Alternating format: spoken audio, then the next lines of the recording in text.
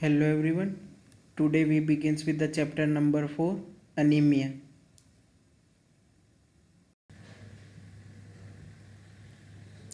Introduction.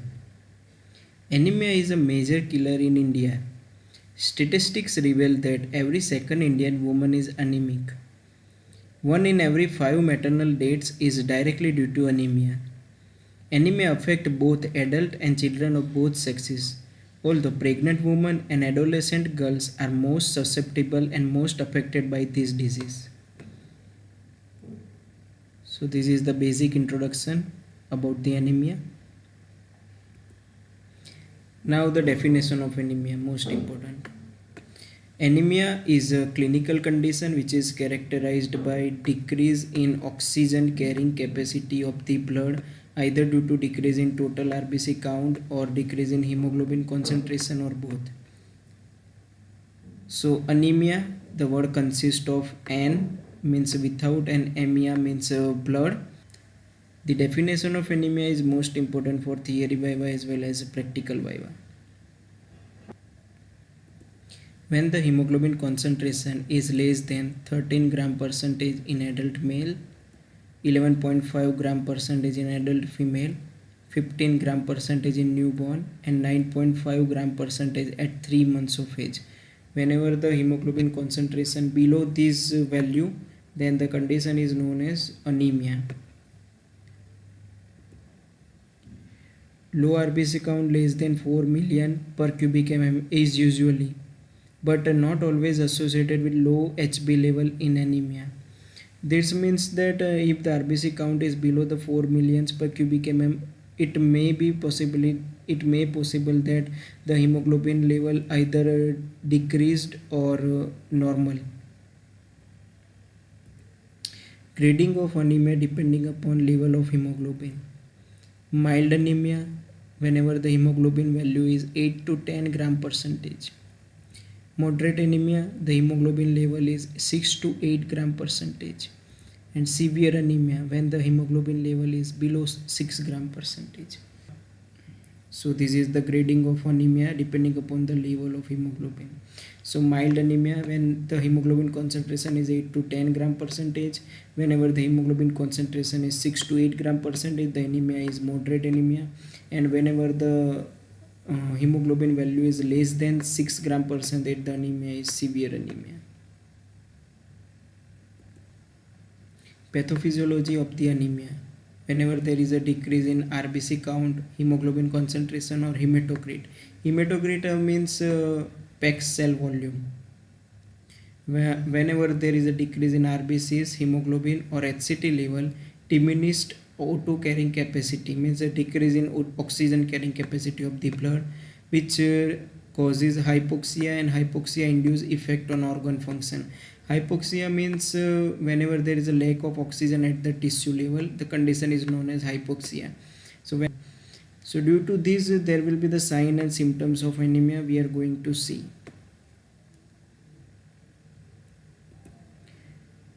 But before we are proceeding toward the sign and symptom, we are going to see the classification of anemia. Classification of anemia, first is on the basis of cause, and the second one is on the basis of morphology. Morphology means size and shape. On the basis of cause, blood loss anemia. Blood loss may be either acute blood loss or chronic blood loss. Acute blood loss in the conditions like accidental blood loss or hemorrhagic conditions, and chronic blood loss means bleeding which occur inside the gastrointestinal tract either due to peptic ulcer or duodenal ulcer. Inadequate production of normal blood cells, that is also the cause of the anemia, and excessive destruction of blood cells. This is the classification of anemia on the basis of cause. Now the second one is the morphological classification of the anemia, which includes the normocytic, microcytic and macrocytic. Now the types of anemia. Iron deficiency anemia. Excessive loss of iron, that is the cause. Women are at risk because menstrual blood and growing fetus. During the pregnancy, women having a more tendency for the iron deficiency anemia.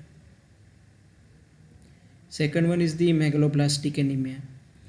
It is due to less intake of vitamin B12 and folic acid, and red bone marrow produces abnormal RBC. So that is the reason behind the megaloblastic anemia, due to deficiency of vitamin B12 and folic acid. So the megaloblastic anemia consists of both the vitamin B12 deficiency as well as folic acid deficiency. Patients who are taking cancer drugs, they are more prone for the megaloblastic anemia. Next one is the pernicious anemia.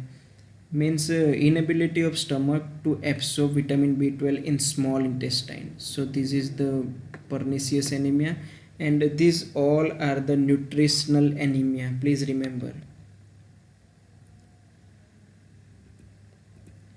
Hemorrhagic anemia, excessive loss of RBC through bleeding, stomach ulcers or menstruations.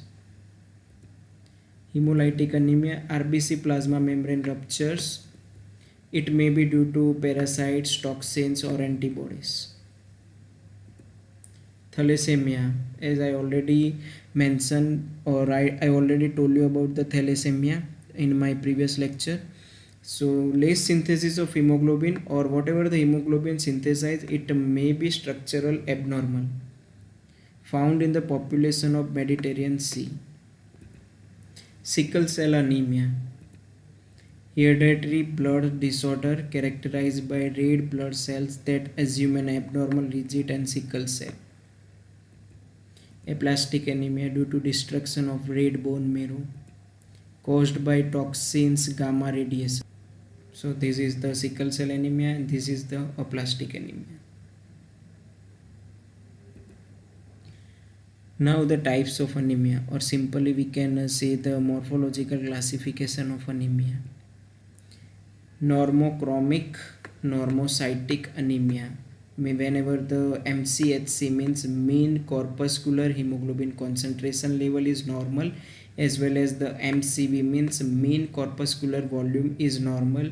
This includes the anemia of chronic disease, hemolytic anemia and aplastic anemia.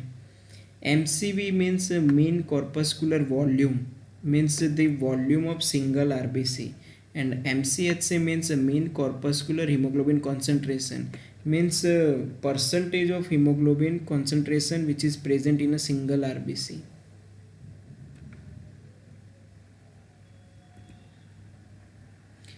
Now the second one is the hypochromic microcytic anemia, in which the conditions of low MCHC as well as low MCV. These include iron deficiency anemia, thalassemia, anemia of chronic disease. Third one is the normochromic macrocytic anemia, where the conditions of normal MCHC as well as high MCV. These include vitamin B12 deficiency and folate deficiency, or simply megaloblastic anemia.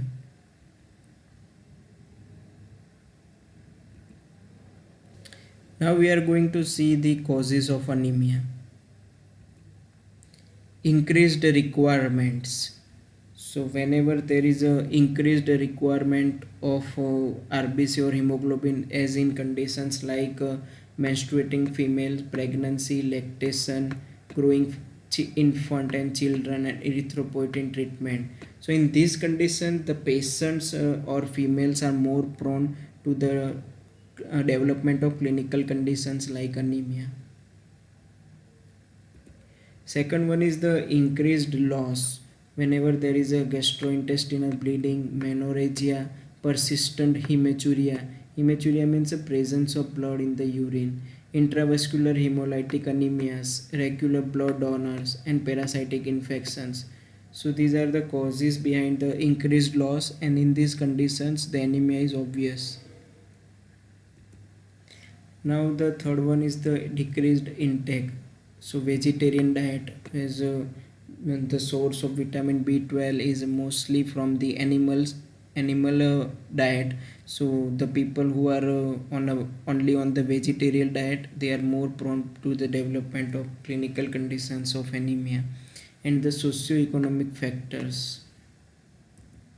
decreased absorption, upper gastrointestinal pathology, for example, celiac and Crohn's disease, gastrectomy means a removal of the stomach, and medications like antacid and Zentec.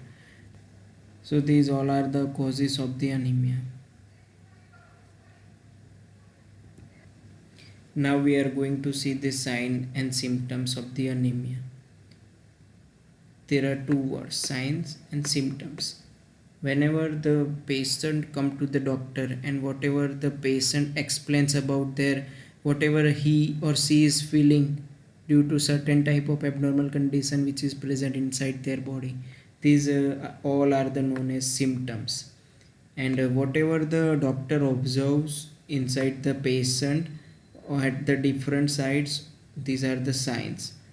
So simply whatever the patient says to the doctor, it is the symptoms, and whatever the doctor observes inside the patient, this is the signs.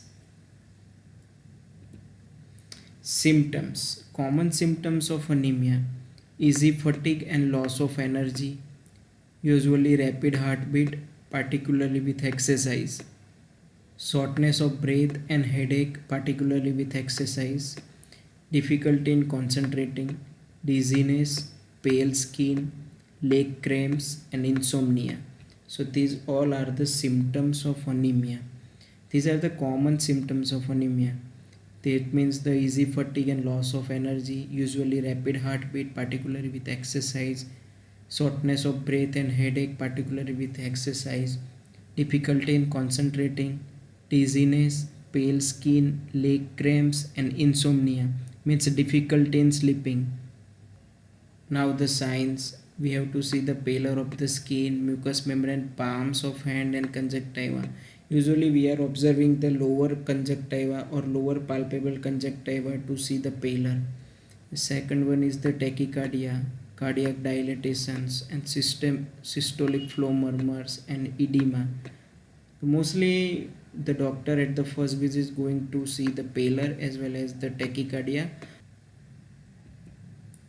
Investigation part.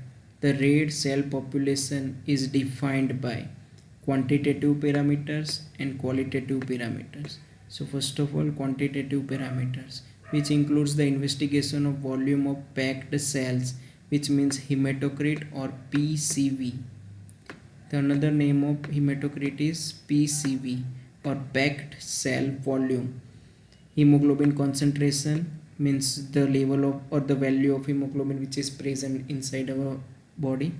Red cell concentration per unit volume means RBC count. Qualitative parameters which includes the mean corpuscular volume, MCV. MCV simply means that the volume of a single RBC. So mean corpuscular hemoglobin or MCH. MCH means the amount of hemoglobin which is present in single RBC, and the last one is the mean corpuscular hemoglobin concentration or MCHC. MCHC. Mean corpuscular hemoglobin concentration means percentage of hemoglobin which is present in a single RBC. So these all are the investigation part. Here I only mentioned about the physiological aspect of anemia, but the preventive as well as the treatment part you are going to study in the PSM and medicine subject.